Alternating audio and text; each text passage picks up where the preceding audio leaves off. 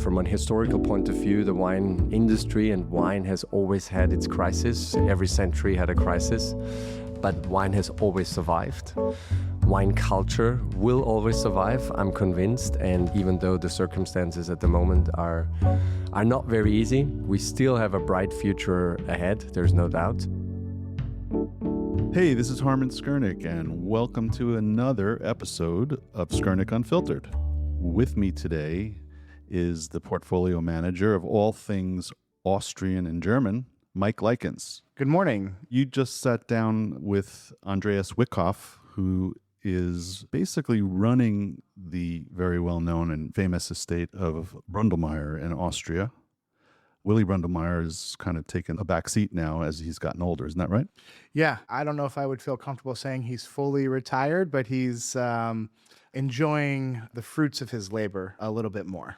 We've been representing Bründlmayer for probably 30 years or so now. I remember when I first heard the name Bründlmayer, they had quite the reputation as maybe the best producer of dry wines in Austria at the time. And when we did get involved back then with Terry Thies, when we started bringing in Austrian estates and Bründlmayer was part of the portfolio, I was really excited.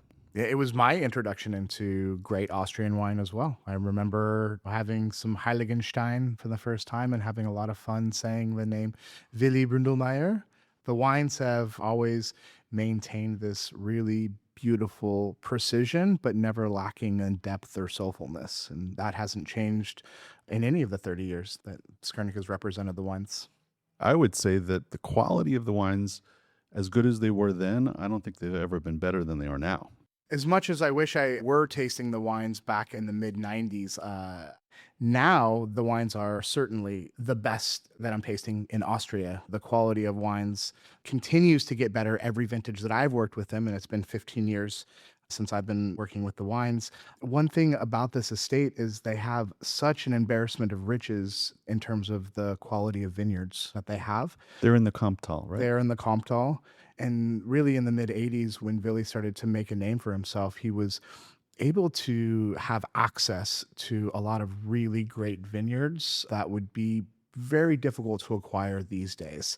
And so over time, they've been able to continuously raise the quality of the wines because the vines themselves are getting older and older. They're really great farmers, and they haven't lost sight of their agriculture background. And so the wines are never lacking in depth or concentration or structure.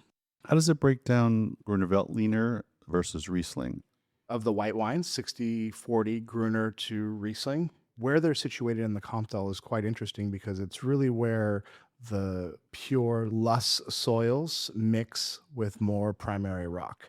And so you have this really great tension in the vineyards in that you have elevated vineyards with a lot of primary rock, which is great for Riesling. And then lower on the hillsides, you have less rich soil. And that's where the Gruner is planted. And that's where the Gruner is, because Gruner is always in need of nutrition and always in need of water, and Luss possesses both of those. Where is the Ried Lam on that? Is it on the Heiligenstein Hill? Yeah, exactly. So it's a very special vineyard site. And so it's directly below the Heiligenstein. So you can always notice it when you're driving through the Kamptal. Heiligenstein will have a tower at the top of it. So it's very easy to recognize. And then when you get to the base of the Heiligenstein, the vineyard rows change direction. So they go horizontal instead of vertical. So it's always easy to see that transition from Riesling to Gruner. So Andreas, who you just interviewed, he's quite the passionate gentleman, isn't he?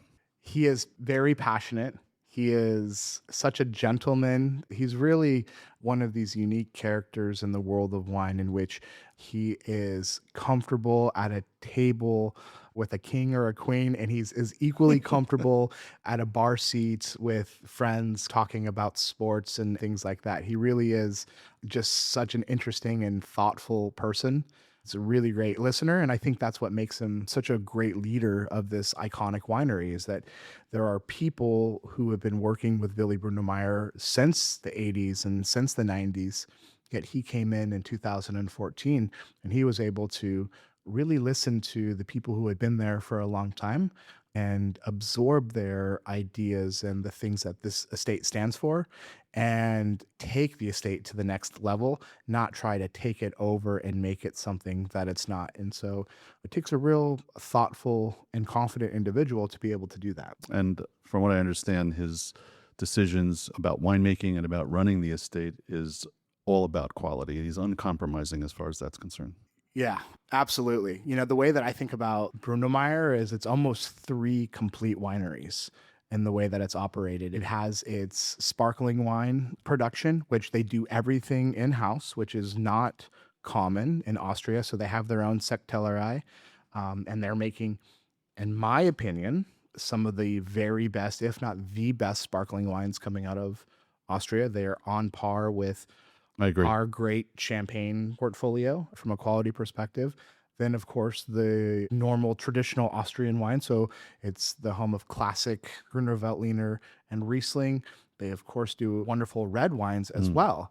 And so they What have, do they make? Blaufränkisch? yeah, Blaufränkisch, but Pinot has become increasingly popular. And then that has a lot more to do with the climate getting a bit warmer. So they're having no problem getting phenolic ripeness every single vintage. Which wasn't always the case in the past. Yeah, exactly. I mean, the Cistercians brought Pinot Noir with them from Burgundy when they were doing their real estate speculation through Austria. But it was Weingut and Blaufränkisch that really took root. You mentioned the sparkling wine, and Sekt, which is what we call it in Germanic languages of sparkling wine, is becoming somewhat popular. I've noticed Eric Asimov wrote an article all about Sekt. I mean, are you seeing that in the marketplace? There's a lot more interest in Sekt? There's a lot more interest in the category for sure. I think that all of a sudden now there is more value seen in these high quality Austrian producers and German producers for that matter as well, where champagne was always the standard and it was only slightly more expensive than wines from Austria and Germany. Now the playing field has been leveled a little bit, and I wouldn't characterize them as inexpensive, but incredible value. And incredible quality. Yes. Well, let's get to the discussion and let's listen in and enjoy. Very well. Today we are joined by Andreas Wickhoff of Bründlmayer. First of all, Andreas, tell us a little bit about your path leading up to joining the team at Bründlmayer. Okay, good morning, Michael. Yeah, it was a little bit unexpected, I would say, when I received a message from Willi. I think it was back in late 2014 when he approached me, said he wanted to have a talk with me, and then he said, I have to look into my future as well.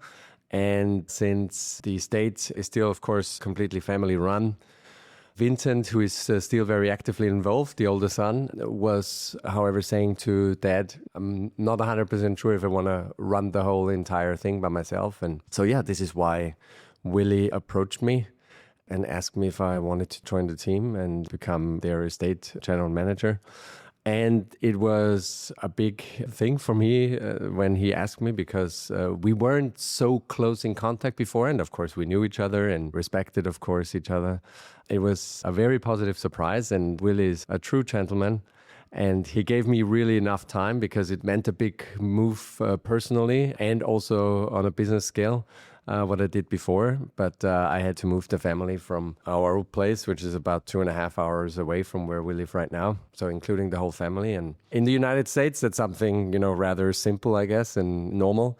We as sort of old school conservative Austrians, it's a little bit of a bigger life task. But yeah, it took me a while, because of course it's also a huge responsibility to work for such an esteemed estate in such a role. But we have an outstanding team. Also a family who stands 100% behind what we do, who allows us to do the things we want to do. It's all a team effort, and I think we have so far a pretty good team. I agree. It's a fantastic team. Willi has been instrumental in not just forging an identity for the Kamptal, but almost for all of Austrian wine. So I'm wondering what that felt like, kind of the gravity of going into an estate that was so iconic and synonymous with Austrian wine, both within Austria and then, of course, in the export markets as well. Right. Thankfully, I think I was a little bit stubborn and didn't think into that scale. I, of course, knew the magnitude of it, but I think maybe this is also a little bit of an advantage that I'm not a family member. that the pressure is for myself, but not on a family, personal level. And then, of course, it's also whenever I'm in doubt, whenever I need an advice, he is always there.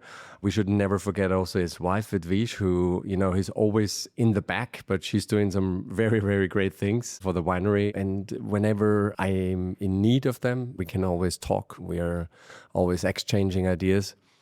And that's something that makes the work probably not as difficult. Of course, we have challenging times, as we all know. And if you take all this into aspect, then I think we still have a bright future ahead. There's no doubt, even though the circumstances at the moment are not very easy. But from an historical point of view, the wine industry and wine has always had its crisis. Every century had a crisis. We are probably right now in such a delicate situation, but wine has always survived. Wine culture will always survive, I'm convinced. And who knows what the next generation, not the ones that we always talk about, will be consuming. Maybe they're totally back again into the wine game. This is my sincere hope. Yeah, I think about this quite a bit as well. Wine culture is a really important part of our full culture, in terms of there's something about this culture that seems to bring people to tables. And it's always been very open-minded and intellectual in terms of discussing new ideas and things like this. And for me, it's so important that we continue to fight for this wine culture, that it's not just a luxury good, as some might characterize it. So I'm with you in these endeavors. But I want to talk a little bit about the wines. We'd be remiss if we I didn't spend a little bit of time with them, because when I think about Bründlmayer, I think so much about these really pure and elegant expressions of very specific terroir. And so with the growth of the estate, I'm wondering, how is it possible that the wines continue to show this really delicate elegance vintage after vintage, despite the climactic challenges that you face every single year? All of the great wine growers in the world will probably say the quality starts in the vineyard, and we are certainly very much in the same opinion. And our biggest team of the entire crew at Bründlmayer is the vineyard team, and that's where the delicacy, the finesse, I think, starts. We are making great efforts in terms of soil management, water management, canopy management. We are always looking at these things. Evaporation at the moment is, of course, also a very big topic. The evaporation rate has increased significantly. So we're trying to work with the changes of nature as good as we can. And when it then comes to harvest, I think there's no compromise for us. So the selection is very sharp. We don't actually do normally a selection at the winery before the grapes go into press, because everything happens outside. This brings in, I think, this purity of the wines from one vintage to another. But we also make sure, I think, that in the cellar, in the winery, we're also giving the wines enough time. We treat them very gently when it comes to whole bunch pressing. We have a gravity flow system applied in our winery. Of course, there's a big part happening in the vineyards, but also in the cellar, you have to make sure that you transfer and transmit that delicacy into the final bottle. And so I'm very cautious that we do the right things also in the cellar and not work the wines too much. Being very careful in the vineyards, I think that's a monumental challenge, right? To have those who are harvesting the grapes understand exactly what you're looking for in terms of ripeness and how the grapes should be tasting at the moment, especially coordinating that across several hectares. So how do you manage that from a heart? That seems like a logistical challenge, that everybody knows what the vision is of where the end product might be, and that this part of the process is instrumental to achieving the end goal. We need to have an idea what we need, what we want in terms of style, in terms of quality, in terms of also quantity for us. A sparkling program, for example, is quite crucial. You need to make sure that this time span where you harvest the grapes for sparkling wines, you have dedicated entirely for this. And then, we have leicht und trocken, light and dry, a really crisp, refreshing style of Grüner Veltliner that never hits more than 11.5 alcohol. So that one is also a time span maybe of 7 to 10 days maximum where we need to get the grapes in. So Once we get closer to harvest, the planning has to be quite strict, or the planning has to be done. Of course, nature always gives us new challenges. And, when we have a vintage plan laid out for the next week, then we always have to adapt if the circumstances in terms of weather do not permit that. And we had that a couple of times in the last years. But then you need to be very flexible and discuss what to do when. And we see also, of course, the ripeness levels. We go into the vineyards, taste, check the grapes. And with all these parameters, we would then decide when to pick which vineyards, which ones have priority. But, there are circumstances like in 23 where everything was just perfect and, a picture perfect harvest to be expected. And on the third day, we received a hailstorm that affected about 8 hectares of our vineyard. So the next 3 days, thankfully, the hailstorm passed away quickly and then it was sunny again. The next 3 days, it was all about just taking care of the hail-affected vineyards. Then after these 3 days, we were back on track. But you need to make sure you have that done in an adequate time. Yeah. And then I remember about a year ago, I was in Austria with you touring the vineyards after a horrible night of frost. And there was concern, but kind of unwavering confidence that we'll figure out how to make the best of this. And then come harvest time, then nature had another surprise. Yeah. When you would talk about the flooding of 2024 in the middle of harvest, it was, of course, not very easy, but people also lost their lives. So in that aspect, the winery, the vineyard, the grape comes second or third. When we look back to the last 2 years, those are challenges that we have probably never encountered in such a magnitude and such a intensity in such a short time. And there is this irregularity of these weather patterns will become just more apparent. We had a hailstorm. We had never encountered a hailstorm in March. Willie is 73 right now, and he said the last 70 years, I have never had something like this in March. And we had some great producers just visiting us on that very day from France. Jean-Marc Rouleau was there, Antoine Kreidenweiss, Maxime Graillot, and they were just astonished like how impactful that hailstorm came down. Those extremes are just increasing radically. Yeah. Does it seem more extreme in the winter months because they're so much warmer now than in the summer months, in terms of it doesn't seem like the vineyards are getting a full break in the winter and they're pushing earlier in the spring? Or is it still the summertime is just... Things like this have happened. I was at a presentation last week in Krems from Professor Schulz. He's the director of Geisenheim University. And he told us he had an experimental vineyard up in the Rheingau in Geisenheim, where he saw a budding happening actually in October, in late October, because of the warmth during the late fall or early winter periods. So something that is also, totally irrational in a way. I think all of the seasons have their more extremes, but Europe's temperature in winter is certainly increasing, has increased. And just to put it into some figures, it's crazy when you have a 1 degree Celsius increase of the global temperature, how big the evaporation rate increases then, like by 7%, I think. And that would mean that it's more than 70,000 cubic kilometers of rainfall precipitation for the entire world. If you think about all this, then it's quite clear that extreme rainfall in a very short period of time are just increasing more and more. And, the one thing that we could do is look at carbon dioxide emission decrease. The biggest thing for greenhouse effect is water vapor. We can't do anything about this, but we can look at our CO2. We're organically certified, sustainably certified. With sustainability, I think it's a big thing. It's so, people talk about this so often, the term is so used so often. But if you take it very seriously, have a look at what you do both in the vineyards from an organic point of view, but then also, have a look at the glass weight of your bottle, which is the biggest CO2 emittent in the wine industry, water reusage, energy savings. We have put out photovoltaic panels already in 2012, a big one at our winery. And now after COVID, we have increased it by multiple times.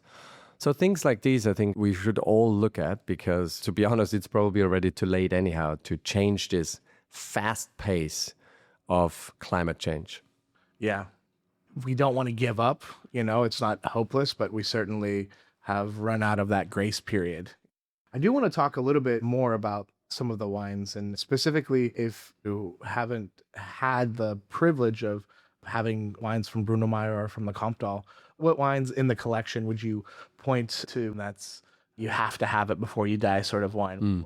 It's a difficult one, Michael. As you know, our portfolio is far too big in a way. But our common friend Terry once said, Andreas, I think your winery is actually a winery made out of 3 separate wineries because you're doing a really, really proper sect sparkling portfolio, then your great dry white wines, and then now more recently you've also really excelled a little bit more on the red wine production side. Although it's very small, we're making 14% of our entire production red.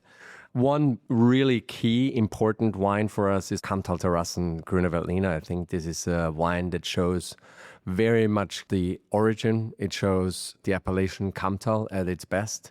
That's always our goal, to showcase purity, delicacy, finesse. The Kamptal is still fortunate enough to make light to medium-bodied white wines with enough fruit concentration, with a good acid backbone, but all usually very much in balance. So Kamptal Grüne Veltliner is definitely something that showcases also the vintage, I think. So we want to have a vintage character in there. So either a little bit more density, more power, more maybe towards the yellow fruit when it's a warmer year, and then more on the lime, yuzu, green citrus fruit character side in a cooler year. This is certainly a key wine for us. And then, we should not forget sparkling wines.